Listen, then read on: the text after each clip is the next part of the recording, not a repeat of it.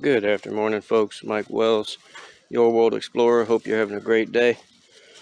So, here's our last surviving squash plant, and it's actually zucchini.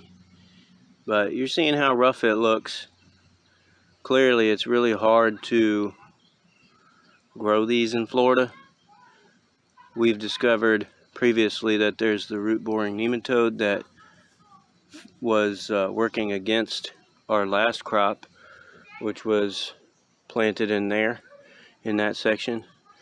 And then also the vine borer worm was working against that crop as well. And then later on this year, it would have been the leaf-eating worms. I forget the name of those, but we would be fighting those as well, and possibly even the squash bugs.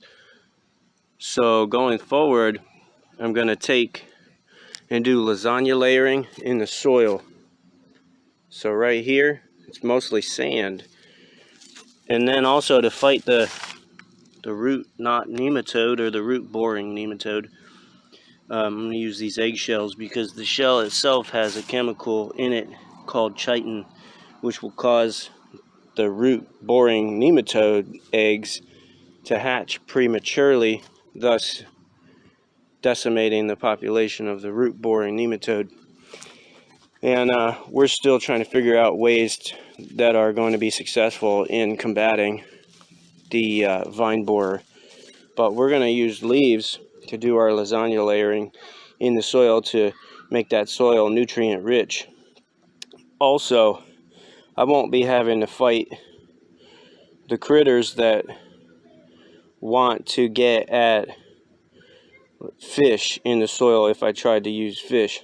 See, we tried that last time, and we even used lime to cover the fish, is gardening lime, and critters still, they dug around the lime and then under and up and grabbed the fish. It was really crazy.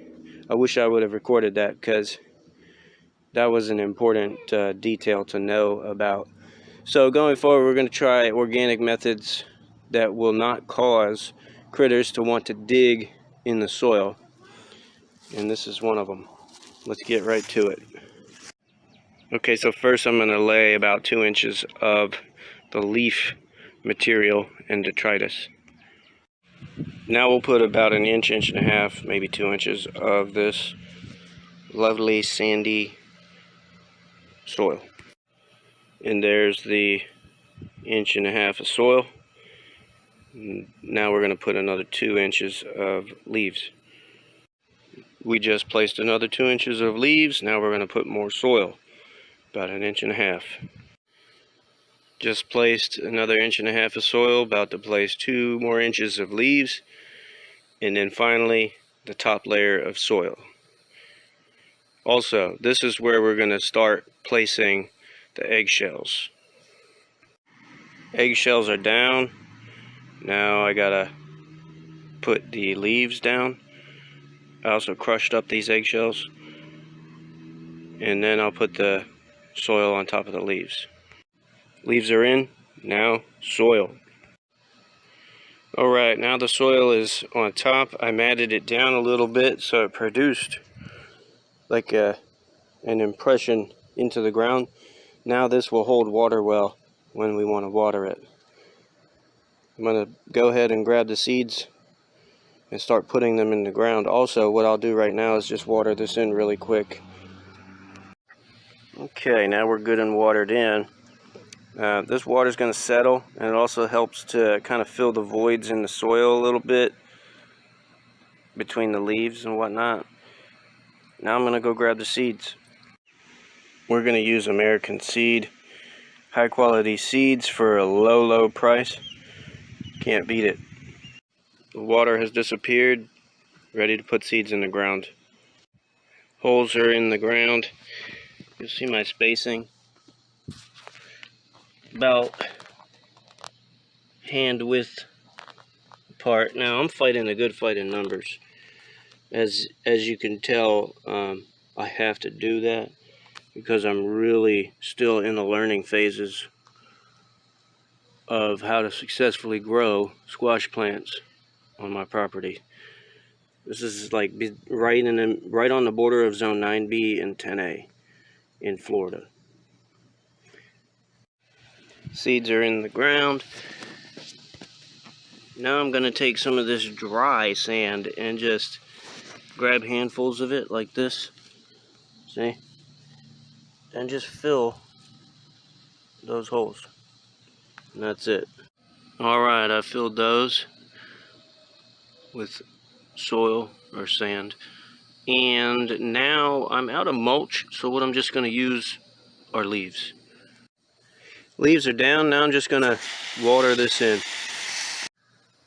Alright, we are watered in. I'm going to place one of my protective chicken wire cages over top to prevent any squirrels or rabbits from trying to get in here.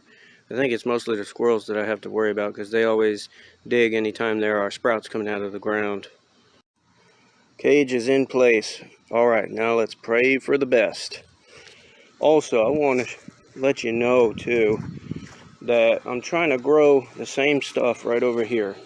Got the 5 control groups, 5 different methods for trying to fight any kind of invaders. The only thing that I didn't do to this control area is put the eggshells in the ground, which we may pay for that later, but we are going to find out.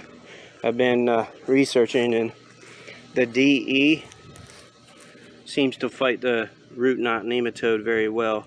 So this control area may do well underground, may not do well up top. I don't know. We'll see. But these are a little older. In a few days, those sprouts over there are going to start popping out of the ground. I'd say about 3 to 5 days. When they do, they'll be behind these guys. So I'm going to get a real clear picture on what it's going to take to keep these guys alive, as those guys over there are behind these guys. So these guys got the head start. Hopefully one of these 5 control groups works for fighting the vine borer, and also the squash bugs, and also the worms. Thanks for watching. Don't forget to like and subscribe, as that helps the channel out quite a bit. And stay tuned, as I'll keep you updated on the progress of all these crazy experiments we got going on with the squash plants. Have a good day.